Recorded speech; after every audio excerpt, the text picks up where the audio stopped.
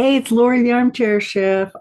I had to do a lot of winding on this and I'm getting a little better at it. So I thought I would show you what I'm doing. The person I watched was Fiber Spider. I watched a few videos and, when I finally decided to do what they told me, it was Fiber Spider and it seems to be working. So these are not big ones. So I'm doing this by hand. He suggested putting it over a chair. I don't have a chair, but other people have suggested putting it in between around a couple things. So I decided to use candles because they're heavy. And you snip off the strings. And then when you snip off the last one, which is the one that connects the two sides of the yarn together, um, you take that off. You're supposed to find the one that's on the top. Now, that might not always be the easiest thing, but as you're doing this, because the skein the hank's so small, you can turn it a little bit and it doesn't tangle it because there's not much there for it to pull out of. So you just put it over a couple fingers like this, and you just start wrapping it, and then you can pull it out. Now this one appears to maybe be underneath, so I might want to turn it a little bit so this one goes on top. So I might pick this one up like this so it's on top. That might be the better idea. Yeah, that seems to be working better. So you would like to have the string on the top. So then you just start winding it up and you go one direction and pull a little bit more. And as you get a little bit there, you just pull it off and start making up your little ball. It's because this is not a huge amount of yarn. This is not going to be unmanageable. If you can see, it just makes little balls like this, these little mini hanks that are very manageable. These can be put inside of a little box, a little ball, a drawer somewhere, and you can just let it bounce around as you take the yarn off of it.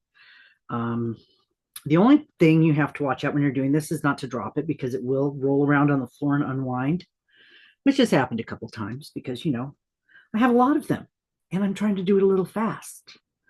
So I'm just doing this. Then you change direction a little bit and go around in another direction. And you do need to kind of be coordinated because I'll be doing it and winding it up, and all of a sudden I'm done and I'm like pulling the candles off the table. So, yeah, this is it. I just thought I'd just show you what I've been doing for the past 6 hours. No, I don't know. I did a bunch of these last night and I'm just finishing up the ones I have today. And I still haven't found my pickle jar, but my thought is I think the stuff in the pickle jar is very small, like these. So I'm not going to be using those. I think all the stuff that's real little like this, that has very little yardage on it, is going to go in its own project. And I have decided to use the cream color, the cloud cotton, with this shawl project. However, Linda says she has already been doing hers. She got a little confused with the instructions, and now she's finished like row 5, which is, I believe, the first repeat. When I went through and read it, you do your chains, and then you go back along your chains and you do your trebles. And that's how you start your increases and your decreases, as you do your trebles. Then your next row is where you change your color. So your base color is supposed to be your chain and your treble.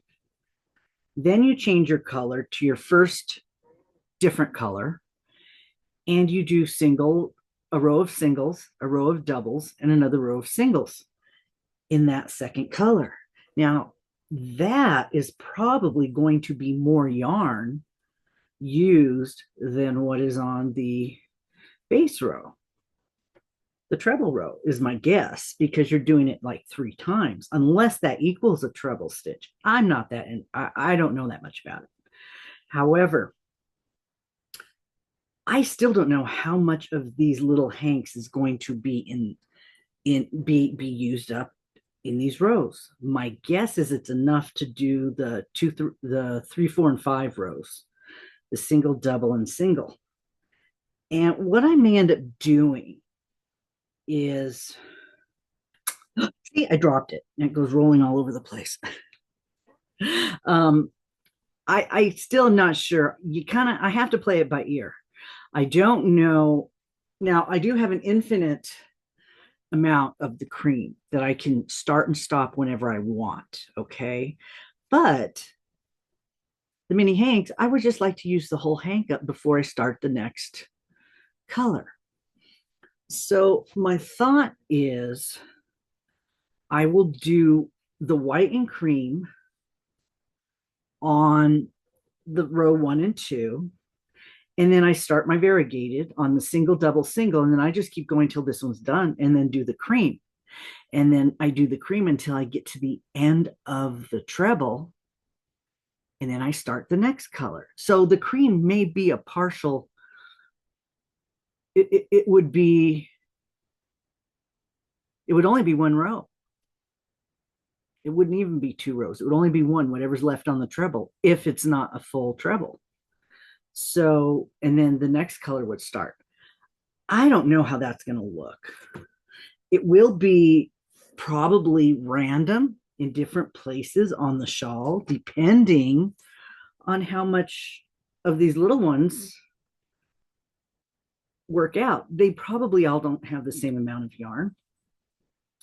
My gauge may be tight or loose.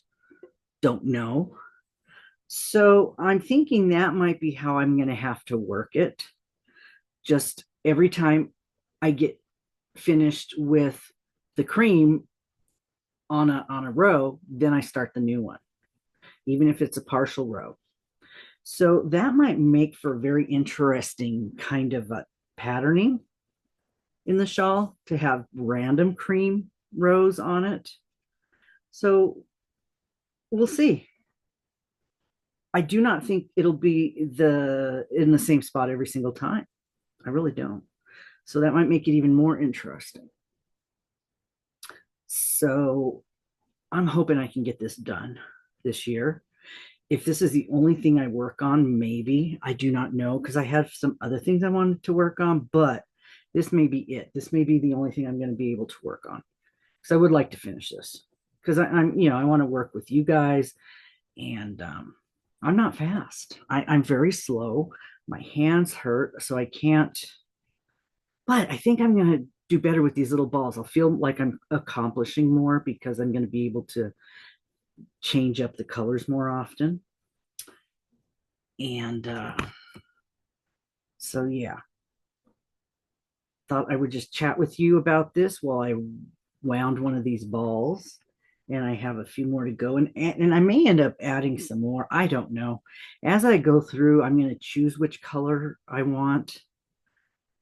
I would like to have it some sort of a cohesive flow of colors.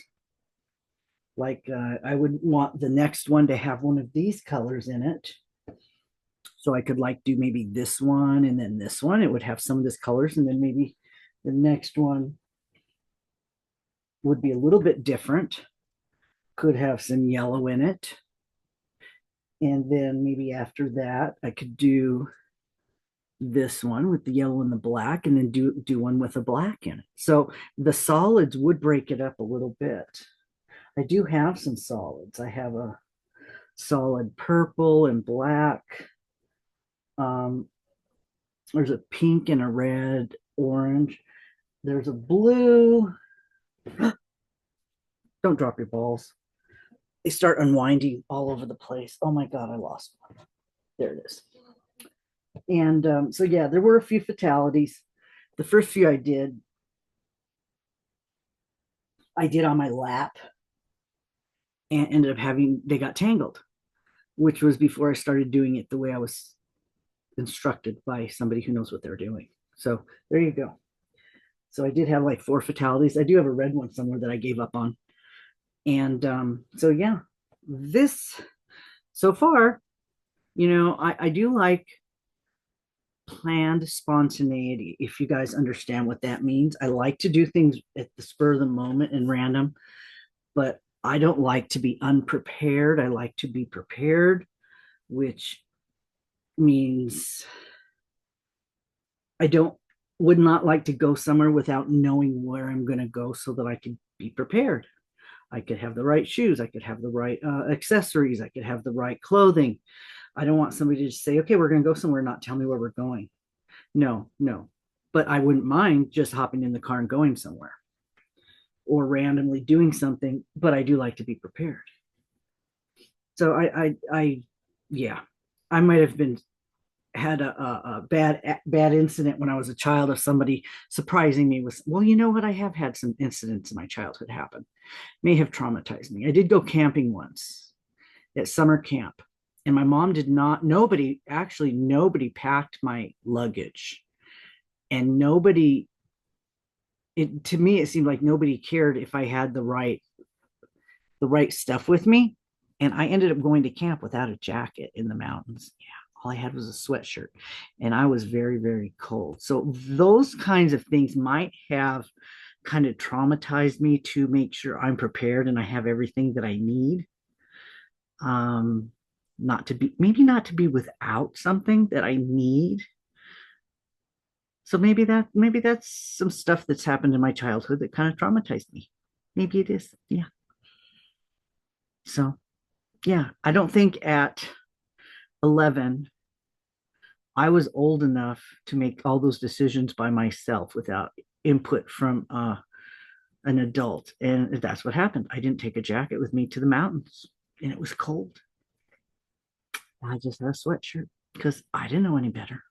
I'm in California. I don't live in the mountains. So anyway, I'm guessing, maybe if I look back at some of those things, those are why I do things the way I do. So, okay, I'm going to get back to this. I just thought I'd drop in with you, check in with you today about my scarf. Linda's already started hers. If you've started yours, I know it's only day one and everybody has a lot of stuff to do. We're all doing advent calendars. Charlena at Creatively Crafting Me is going to be, she's going all out. She went all in, and she's going to do a video on each box and open the whole thing. So there will be spoilers if you're not wanting to see it. Now, let me put this up just a little bit. My Hanukkah, I'm putting that up each day because Rebecca's doing videos showing the yarn being dyed. So it's best if I put one up each day that the yarn's being dyed. So I did that. I made those videos, and I'm putting those up the same day she's releasing the video. So that'll be starting Christmas Day for the next 8 days, 8 nights of Hanukkah. But I did my research, and I asked my device, when are the 12 days of Christmas? And they said it starts Christmas Day and it goes to January 6th. So is that different than the Advent? Because I have 12 packages to open. So wouldn't that be the 12 days of Christmas, which start Christmas Day and go to January 6th? Or does it start January 1st? What's up? What's the difference? It's probably a religious thing, but I haven't been to church for a very long time. And I know Advent's a religious thing. So am I missing something? Why does the Advent start on the 1st when the 12 days of Christmas start on the 25th? I think I'm missing something. Anywho, she's looking for her toy, I think. There it is. There it is. Okay. All right. Okay, I'm gonna go. I still have a few more balls to wind, and then I'm gonna start figuring this thing out and seeing what I'm gonna do with it. I'm trying to do something so it's not gonna be. I don't want to waste the yarn. I want to be able to finish the color and then move on without having to cut it maybe color control it too much. So I'm going to figure something out. I think that what I mentioned to you might work out okay. It'll make the piece more interesting, I believe, more random without being totally random. If you understand what I'm talking about. So, okay, that's it. You get to see me again today, twice. Aren't you lucky? Some of you are putting up more than one. I know Shannon did. She put up another one, and it's the holidays. Some of you we're going to see you every single day because you're doing December, a December vlog or something, Advent vlog, whatever. There's somebody doing lives every single day. Marley's doing lives every single day. Yeah, I'm not. This is not my business. This is my fun, and I don't think that's fun for me. I'm sure I will love to watch her 24 days of December thing, and or 24 friends of December she calls it. So yeah, there's a lot of stuff going on. So check your subscriptions. Make sure you're still subscribed to the people that you thought you were, because some of mine disappeared and I had to go back and double check. So I will see you tomorrow. Okay.